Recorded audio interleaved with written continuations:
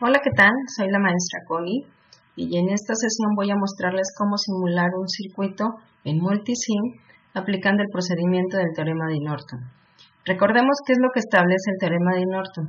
Este teorema dicta que cualquier red lineal que esté formada por n número de fuentes, tanto independientes como dependientes, conectada a n número de resistores, puede ser reemplazado por un circuito equivalente.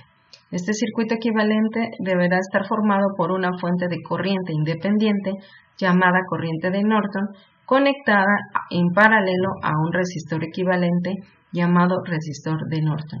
Para poder llegar a este circuito equivalente de Norton existe un procedimiento, una serie de pasos sistemáticos que voy a ir mencionando durante la simulación.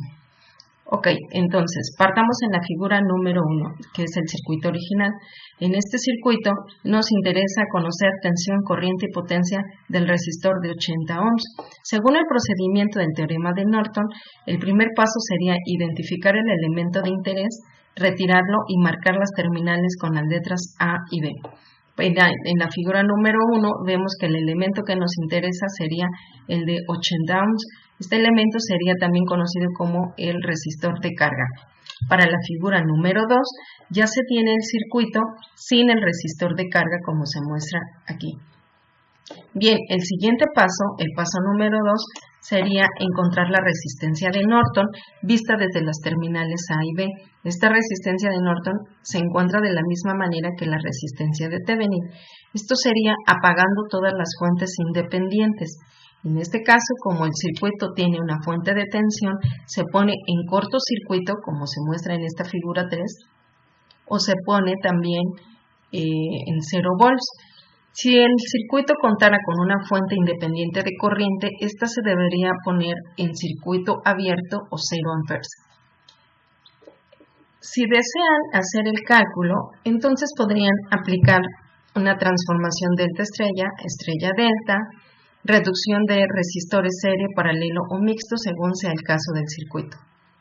Como es una simulación, lo que necesitamos es un multímetro en función de ohmmetro, conectarlo en paralelo a estas terminales que nos interesan, en este caso A y B, y simular. En este caso se tiene 120 ohm. La resistencia de Norton sería entonces 120 ohm. El paso siguiente, el paso número 3, es encontrar la corriente de Norton. Como vemos en la figura número 4, este circuito lo podemos utilizar para encontrar la corriente de Norton. Para este caso tendríamos que activar las fuentes que se apagaron en el paso anterior. Como solo tenemos una fuente, aquí la representamos, la fuente de 50 volts. También se deben de poner en cortocircuito la terminal A y B como tenemos aquí y proceder a encontrar la corriente de cortocircuito que tendría que ser la misma que la corriente en los puntos A y B, y esta es la corriente que nos interesa, la corriente de Norton. Observamos que para este caso el resistor de 300 ohms se encuentra en corto, por tal motivo no se toma en cuenta. Si usted quisiera analizar el circuito, entonces podrían aplicar una simple ley de Ohm. Pero recuerden que para encontrar la corriente de Norton podrían utilizar cualquier herramienta conocida. Ahora lo que necesitamos hacer es conectar un multímetro en función de amperímetro como el que tenemos aquí y medir. La corriente que pasa en los puntos A y B, que es la corriente de Norton, es de 250 miliamperes.